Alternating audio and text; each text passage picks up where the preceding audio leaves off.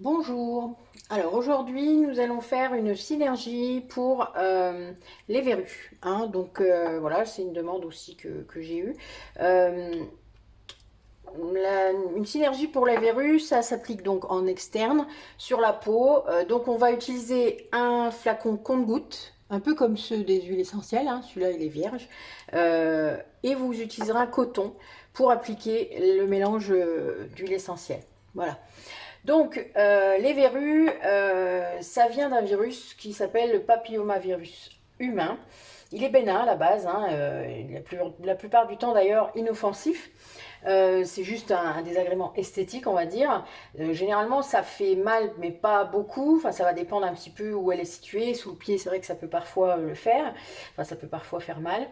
En fait, le virus utilise les micro-lésions de votre peau pour s'engouffrer et puis se coloniser, hein, faire épaissir la peau. Il peut rester dormant très longtemps, c'est-à-dire que vous ne pouvez pas vous rappeler forcément comment vous l'avez attrapé ni où, puisque parfois il va mettre plusieurs années en fait avant de se développer. Euh, les pieds sont, vous le savez, quelque chose d'assez récurrent. C'est parce qu'en effet, c'est très humide et que ça peut faciliter le développement du virus. Ensuite, ça va provoquer évidemment une infection. Vous avez quand même 25% des Français qui sont touchés. C'est contagieux, donc on fait très gaffe, surtout au niveau des organes, c'est-à-dire les virus vont aller se propager dans vos organes à vous, c'est-à-dire à l'intérieur de vous. Dans la peau déjà si c'est la peau, puis après ça va coloniser d'autres endroits. Donc ça c'est un peu compliqué du coup, puisque parfois ça revient. Quand vous la brûlez, vous n'allez pas tuer non plus tous les virus qui sont dans votre corps. J'espère que vous voyez bien un petit peu à quoi je fais allusion. Vous allez permettre à la verrue de guérir, puisqu'elle va arrêter de s'épaissir, elle va arrêter de faire mal, etc. Mais les virus qui seront allés dans votre corps, ceux-là, ils se sont échappés en quelque sorte. Ce qui veut dire que ça reviendra. Peut-être pas au même endroit, d'ailleurs, ce qui est perturbant, puisque des fois, vous allez en avoir sur la main ou je ne sais où. Alors, évidemment, quand vous en avez ailleurs, ça se complique, hein. Il y a des endroits qui sont vraiment très embêtants. Donc, le but est d'aller éradiquer la verrue, mais en général, donc le virus lui-même. Alors, vous pouvez également le transmettre à votre entourage, donc faites bien attention. Regardez-vous de temps en temps, si vous sentez qu'il y a des choses qui sont pas comme d'habitude, ben, n'hésitez pas à consulter ou en tout cas à vérifier que c'est bien ça. Donc nous allons utiliser de l'huile essentielle de Niaouli, car elle est vraiment spécialisée sur les affections cutanées. Elle améliore la résistance de la peau et des mucoses, elle favorise l'immunité, elle est antivirale, antifongique. Ensuite, on va aussi utiliser l'huile essentielle de cannelle. La cannelle écorce, donc la cannelle de Ceylan écorce. Elle tue 99% des microbes, elle est antiparasitaire. Alors, il faut faire très attention avec la cannelle car elle est dermocaustique. Donc sur les verrues plantaires, etc., on n'en met pas beaucoup. Il y a une dilution à respecter en fait, hein. Donc là, j'en mets vraiment très peu. Ensuite, nous avons le titri. Bon, vous commencez à avoir l'habitude. Le titri, c'est l'anti-infectieux majeur, donc bactérien, viral, antiparasitaire, antifongique, enfin voilà, il fait tout. C'est magique. Et ensuite, on utilisera aussi l'huile essentielle de citron. Alors, sauf si vos verrues sont sur les mains et que c'est l'été, c'est-à-dire enfin, l'hiver, vous allez être moins embêté parce qu'il y a moins de soleil. Vous avez moins d'ensoleillement, sauf évidemment si le jour est en plein soleil, ça peut arriver si j'ai le fort. Mais voilà, l'huile essentielle de citron est photosensibilisante, ce qui veut dire que vous pourriez avoir des réactions, des boutons, ce que vous voulez. Mais en attendant, c'est pas bon. Donc, si c'est un endroit qui va être caché, il n'y a aucun souci, vous pouvez mettre du citron. Le citron, ça favorise la circulation et ça renforce les vaisseaux sanguins. Donc évidemment, ça va aider à la cicatrisation puisque votre verrue, à un moment, quand elle va s'en aller, eh ben, il faut que votre peau, elle cicatrise normalement et bien, et dans bonnes conditions. Donc, vous avez entendu qu'il y en a des antivirales. Donc, celles-là, évidemment, elles ne vont pas agir qu'à l'endroit de la verrue. L'avantage, c'est elle va agir un petit peu autour. Et le mélange rentre dans votre peau, hein, je vous le rappelle, donc ça va aller presque partout. Ça va rentrer dans votre circulation sanguine, donc c'est aussi pour ça que ça peut soigner le virus de l'herpès. Alors, il n'y a pas d'études qui ont été faites là-dessus, je pense qu'ils essayent, c'est plus compliqué pardon, c'est pas l'herpès, pardon, le papillomavirus. Mais en tout cas, ça fonctionne. Vraiment, vous êtes, enfin, c'est, comment dire, parfois il faut un traitement peut-être un petit peu plus long, ou voilà, et puis si ça revient, il faut continuer. Faut pas laisser traîner. Vous savez, une verrue, faut la soigner tout de suite. Dès que vous le voyez, en tout cas, dès que vous sentez que c'est pas comme d'habitude, vous la soignez tout de suite avec ce mélange, et ça ne peut que aller bien. Donc, nous allons commencer par le tea tree. Donc le tea tree, je vais en mettre 5 ml. Alors, comme j'ai déjà dit pour d'autres mélanges, j'y passerai après, donc là on va mettre 5. Donc là j'ai 3,5.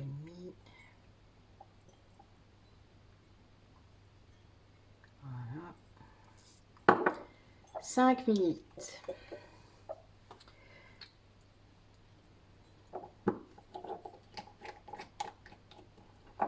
Ensuite, le niaouli. Alors le niaouli, c'est œstrogène-like, ce qui veut dire que si vous avez un traitement hormonal dû à un cancer substitutif, etc., vous évitez. Le but n'est pas de venir déséquilibrer vos hormones oestrogènes. Donc vous, voilà, ça c'est vraiment exactement pareil. Donc vous, voilà, vous pouvez pas non plus. Le but n'est pas de venir traumatiser un petit peu votre organisme, c'est de le soigner. Donc le niaouli, on peut s'en passer, mais c'est vrai que là, si vous ne l'êtes pas, c'est mieux de pouvoir en mettre. Après, il y a toujours une huile essentielle pour remplacer au besoin. N'hésitez pas à revenir vers moi si vous êtes dans ce cas-là, que je puisse vous trouver éventuellement une huile essentielle de remplacement. On peut toujours. Vous savez, l'avantage, c'est que elle se recoupe souvent, et ça, c'est très bien. Alors, la cannelle, on va en mettre un petit peu moins, je vous l'ai dit, puisqu'elle est dermocaustique. Là, j'ai un petit compte-gouttes de 30 ml. Donc, je vais en mettre 1%. Allez, on calcule. Je vous fais pas le coup. Ça fait 0,3. Donc, là, j'en mets vraiment pas beaucoup. Voilà. 0,3, ça fait ça. Alors la cannelle écorce, ça sent très très fort, ça vous rappelle les tartes aux pommes de mamie, hein. Enfin, pour ceux à qui ça parle, mais enfin voilà. Donc c'est vraiment ça, hein. La cannelle, celle-là, moi j'ai des huiles de massage à la cannelle, puisque j'en mets pas beaucoup, je les dilue beaucoup, mais elles sont très efficaces. C'est pour le chakra racine. Donc c'est vraiment très très très bon. Alors, donc ensuite, le citron. Donc pareil, le citron, je ne vais pas en mettre beaucoup. Je vais en mettre 0,5 pour que ce soit, que la dilution soit vraiment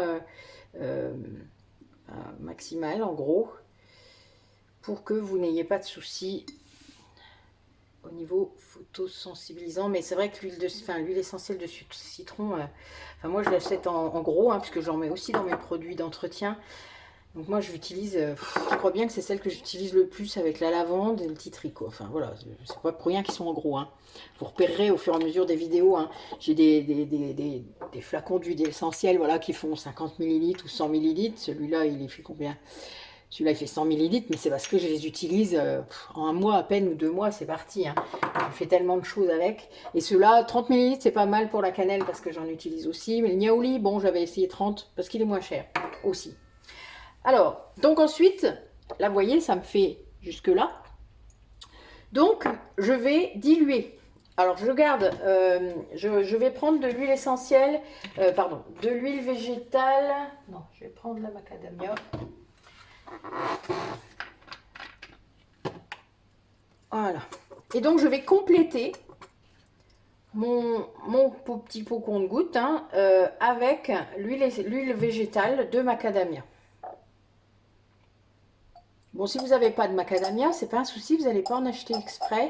Vous avez du tournesol. Alors, l'huile d'olive, on va éviter, ça sent très fort. Mais une huile neutre comme le colza, le tournesol, même, bon, je vous dirais pas l'huile de coco parce qu'elle va se solidifier en dessous de 25 degrés. Mais une huile de cuisine, hein, tout simplement, hein, voilà, qui ne sentirait pas trop fort. Vous pouvez l'utiliser. Vraiment aucun souci. Moi, si j'ai des huiles comme ça différentes, c'est parce que je fais des savons. Donc, j'en ai toujours. Mais le jour où j'en ai pas, je prends autre chose. Là, en plus, on masse pas. Vous voyez, c'est pas comme pour dans un baume ou quelque chose comme ça. On n'est pas obligé d'avoir une huile très... On peut utiliser une huile neutre, quoi. Donc, vous allez sentir bon la cannelle. L'avantage, alors... là, la personne pour qui je le fais, c'est une verrue plantaire. Donc, ça tombe bien, parce que c'est les pieds, hein, la voûte plantaire, c'est le chakra racine également. Donc, ce sont des chakras secondaires qui travaillent avec le chakra racine. Et donc, ben, ça permet, voilà, ça va l'enraciner encore plus. C'est bien, ça va aider en plus au niveau énergétique. Magnifique. Et puisqu'il y a une dimension, je vous l'ai déjà dit dans une autre vidéo, dimension énergétique aux huiles essentielles à ne pas négliger. Voilà, donc je ferme.